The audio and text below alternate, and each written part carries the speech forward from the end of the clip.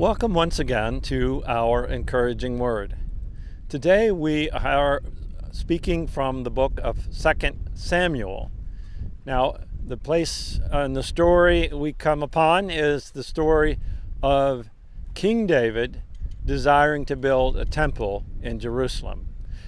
David is at that point in his life where he wants to leave a legacy behind, and he thinks building a temple for God would be a great way to do it. And normally we would agree with that. But when he talks to God about it, God says, no, I've got bigger plans than you can even imagine. Because you see, I want to make your kingdom a kingdom that will last forever. Descendants of yours will rule forever. It's something that David can hardly comprehend. Let's read it. Read God's promise.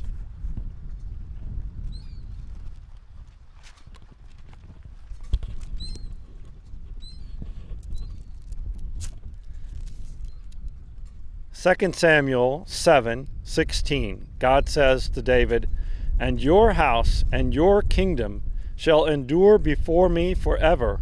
Your throne shall be established forever."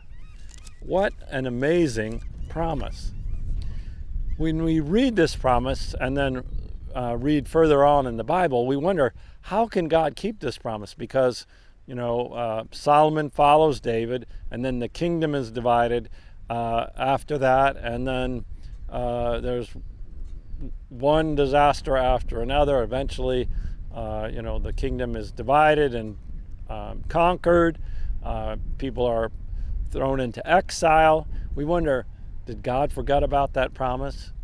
But then, if we read further on in the Bible, we see that Jesus is a descendant of David, and we know that Jesus is the king forever. And so we learn that God is a promise keeper, and we should never doubt his promises, even when things look bleak, even when we think, how can that ever come true? We know that God is at work, and God is sovereign, and his will prevail. The good news for us is that the Bible promises that good will win the victory, the ultimate final victory over evil. And good will reign forever and ever and ever, and we will reign with him.